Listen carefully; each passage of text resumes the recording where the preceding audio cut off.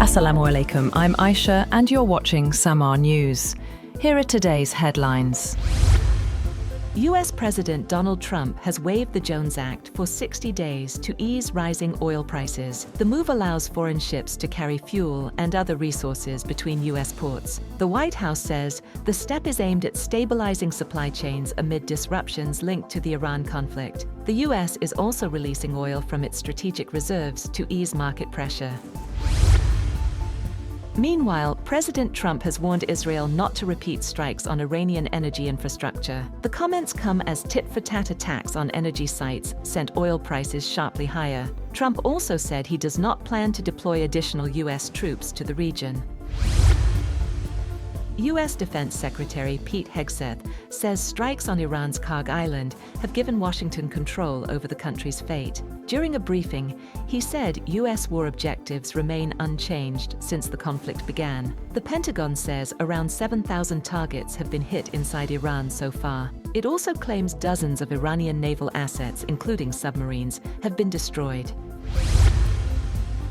On the other hand, the U.S. State Department has approved potential arms sales worth over $16.5 billion to Middle East allies. The package includes missiles, drones, radar systems, and F-16 upgrades for the UAE, Kuwait, and Jordan. The move comes as the war with Iran intensifies and energy infrastructure remains under attack.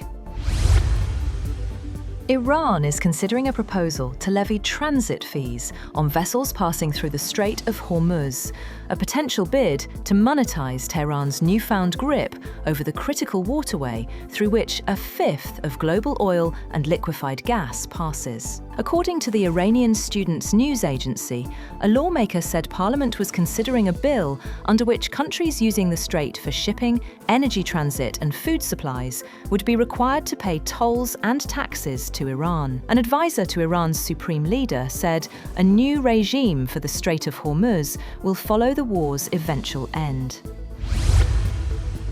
Benchmark Brent oil prices have jumped above $119 a barrel after Iran attacked energy facilities across the Middle East following Israel's strike on its South Pars gas field, a major escalation in the war. Brent futures were up $7.39, or 6.9%, at $114.77 a barrel. Earlier in the session, Brent had climbed more than $10 to a high of $119.13, close to the 3.5-year peak touched on March 9th. US West Texas Intermediate crude was up 27 cents, or 0.3%, at $96.59 a barrel, after earlier gaining almost $4 to trade at $100.02.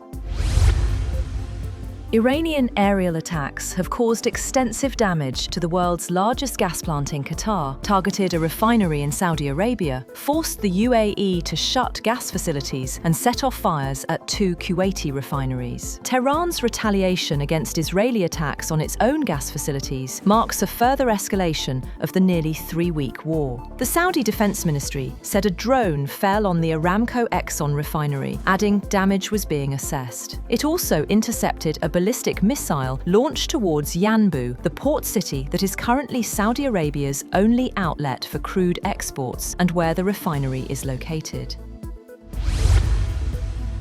On the other hand, US President Donald Trump has said that the attack on Iran's South Pars gas field was carried out by Israel, and the US and Qatar were not involved in it. Trump also said Israel would not make any more attacks on Iranian facilities in South Pars unless Iran attacked Qatar, warning that the US would attack those facilities if Iran acted against Doha. Trump wrote on Truth Social that the United States knew nothing about this particular attack, and Qatar was in no way, shape, or form involved with it, nor did it have any idea that it was going to happen.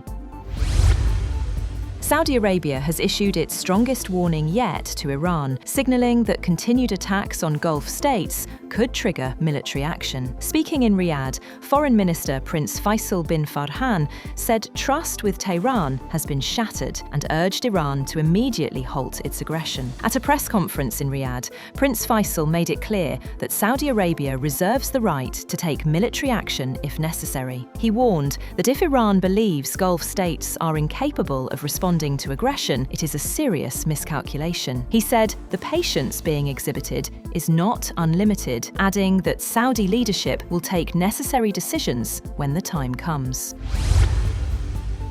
Arab and Islamic countries have strongly condemned Iran's recent attacks across the region, urging an immediate end to hostilities. The joint statement came after a high-level consultative meeting in Riyadh, where leaders stressed diplomacy and collective security. Participants strongly condemned Iran's attacks on Gulf countries, as well as strikes targeting the Gulf Cooperation Council states, Jordan, Azerbaijan, and Turkey. The ministers denounced the use of ballistic missiles and drones in what they described as deliberate attacks on civilian infrastructure. Pakistan expressed full support for the sovereignty, territorial integrity. That's all for now. For more updates, visit www.samar.tv. Thank you for watching Samar News.